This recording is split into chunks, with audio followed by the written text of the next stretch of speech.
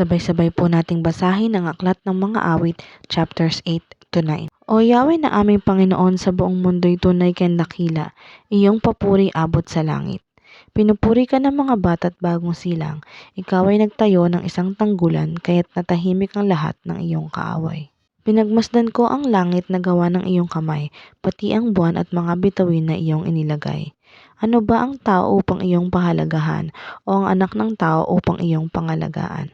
Nilikha mo siyang mababa sa iyo ng kaunti, pinuspos mo siya ng dangal at ng luwalhati. Ginawa mo siyang pinuno ng lahat ng iyong nilikha, sa lahat ng mga bagay siyang iyong pinamahala. Mga tupa at kawan pati na ang mababangis, lahat ng ibong lumilipad at mga isda sa karagatan, at lahat ng nilikhang nasa karagatan. O Yahweh na aming Panginoon, sa buong mundo'y tunay kang dakila. Pupurihin kita, Yahweh, ng buong puso ko, mga kahangahangang ginawa mo'y ipapahayag ko. Dahil sa iyo ako ay awit na may kagalakan, pupurihin kita, O Diyos na kataas-taasan. Makita ka lang ay umuurong na ang aking mga kaaway, sila'y nabubuwal at namamatay sa iyong harapan.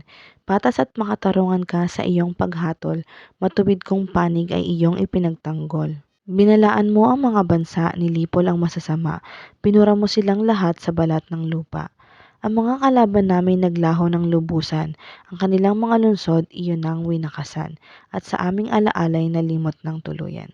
Ngunit si Yahweh ay naghaharing walang putol, itinatag niya ang kanyang trono para sa paghahatol. Pinapamahalaan niya ang daigdig ayon sa katuwiran, hinahatulan niya ang mga bansa ayon sa katarungan. Si Yahweh ang takbuhan ng mga pinahihirapan, matibay na kanlungan sa oras ng kaguluhan.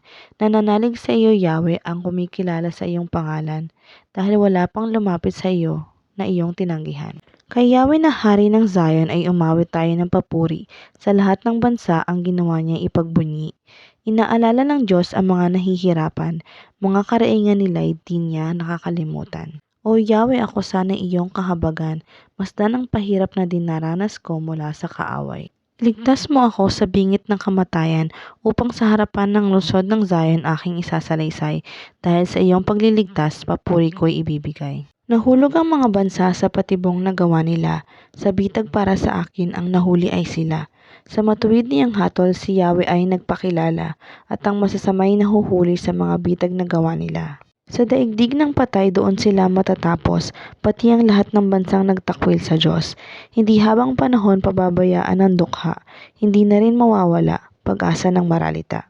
Huwag mong tulutan, Yahweh, na labanan ka ng mga tao, tipunin mong lahat ang mga bansa at sila'y hatulan mo.